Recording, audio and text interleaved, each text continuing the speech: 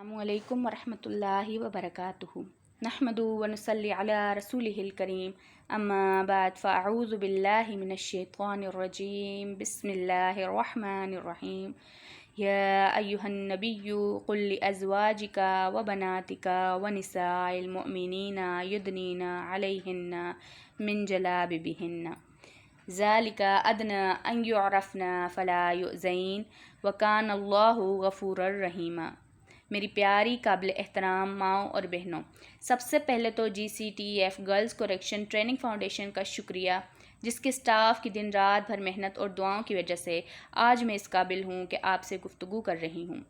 میں اللہ کی ممنون ہوں کہ اس نے مجھے ایسا ادارہ عطا فرمایا ہے جس کی تمام معلمہ مخلص اور اپنی دعاؤں کے ساتھ بہترین تعلیم و تربیت کرنے والی ہیں۔ اس کے بعد آپ خواتین کا شکریہ کہ آپ نے میری یہ مختصر گزارش کو سننے کے لیے وقت نکالا۔ میری دعا ہے جو بھی یہ تقریر سن رہی ہیں، اللہ ہم سب کو اس پر عمل کی توفیق عطا فرمائے اور قیامت کے روز اپنی رحمت سے جنت میں داخل فرمائے۔ آج میری تقریر کا عنوان ہے حجاب کی اہمیت قرآن کی روشنی میں۔ حجاب مسلمان عورتوں کے لیے ایک ایسا فریضہ ہے جو ہم مسلم بیٹیاں احکام الہی کے تحت ادا کرتی ہیں، مگر آج اسے مسئلہ بنا کر اچھالا جا رہا ہے۔ حالانکہ قرآن مجید جو ہر طرح سے مسلمان کے لیے قانون کا درجہ رکھتا ہے، اس کے ذریعے پردے کا حکم سب سے پہلے اللہ نے اپنے نبی محمد صلی اللہ علیہ وآلہ وسلم کی بیویوں کو دیا، پھر آخر میں تمام مومن عورتوں کو حکم دیا گیا، اور ساتھ ہی اس آیت میں اللہ نے پردے کی اہمیت بھی بیان فرما دی ہے۔ ارشاد باری تعالیٰ ہے قرآن پاک کی سورت نمبر 33 سورہ احزاب آیت نمبر 59 میں کہ اے نبی، اپنی بیویوں اور بیٹیوں اور مسلمانوں کی عورتوں سے فرما دو کہ اپنی چادروں کا ایک حصہ اپنے اوپر ڈالے رکھیں، یہ اس سے زیادہ نزدیک ہے کہ وہ پہچانی جائیں اور انہیں ستایا نہ جائے، اور اللہ بخشنے والا مہربان ہے۔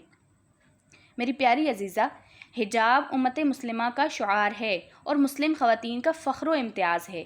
یہ حجاب جو اسلامی معاشرے کو پاکیزگی عطا کرنے کا ذریعہ تھا، ہے اور رہے گا، شیطانی لوگوں کی سالہ سال کی سازشوں کے نتیجے میں آج بھرپور حملوں کی زد میں ہے۔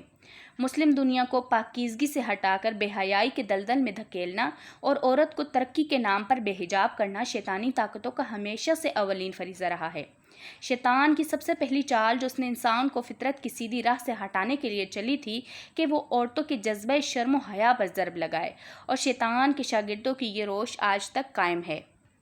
ان کے ہاں ترقی کا کوئی کام اس وقت تک مکمل نہیں ہوتا جب تک کہ عورت حجاب سے باہر نہ آ جائے۔ حیا کو دقیانوسیت قرار دیا جاتا ہے، پردے کو ترقی کی راہ میں رکاوٹ قرار دیا جاتا ہے، اور طرح طرح سے برقع و حجاب کے مذاق اڑائے جاتے ہیں۔ میری پیاری گڑیا، حقیقت یہ ہے کہ پردہ و حجاب تقدس ہی نہیں، تحفظ بھی فراہم کرتا ہے۔ پردہ عورت کی زینت ہے اور شرم و حیا اس کا زیور ہے، اور اس زیور کی حفاظت پردے کے ذریعے ہی ممکن ہے۔ برقع و حجاب معاشرے سے بے حیائی کی جڑ کاٹ دیتا ہے۔ پردہ جب عورت اتار پھینکتی ہے تو اس کی مثال اس سپاہی کی سی ہے جو اپنی ذرہ اتار پھینکتا ہے اور پھر اس کے بعد دشمن کے لیے آسان ہدف بن جاتا ہے۔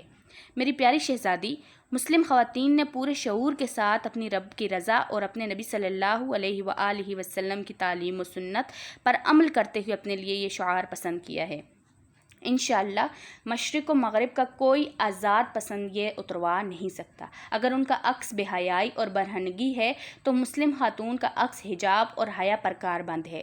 ان کو شیطانی تہذیب پر چلنے کی آزادی ہے اور وہ اسی کے پیروکار ہیں۔ تو ہمارا حامی و ناصر رب کائنات ہے جس کی رضا پر ہم چل رہے ہیں۔ میری پیاری بہنوں، حقیقت یہ ہے کہ حجاب و برقع اسلام کا کلچر ہے، تعلیم خدا ہے، تربیت رسول ہے، مومنہ کی ادا ہے، مکمل لباس ہے۔ یہ محض کوئی سر کو لپیٹ لینے کا نام نہیں ہے بلکہ مجموعہ احکام کا نام ہے۔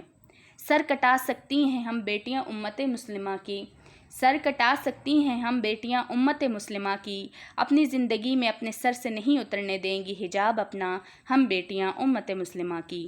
جب تک رہے گا حکم الہی کبھی پردہ نہیں چھوڑیں گی ہم بیٹیاں امت مسلمہ کی، رہ لیں گی اس دنیا کی قید میں پردوں کو بیچ کر آزادی نہیں خریدیں گی ہم بیٹیاں امت مسلمہ کی۔ اگر جبر سے حجاب اتارو گے تم ہمارا تو کفن پہن لیں گی ہم بیٹیاں امت مسلمہ کی، ہم بیٹیاں امت مسلمہ کی۔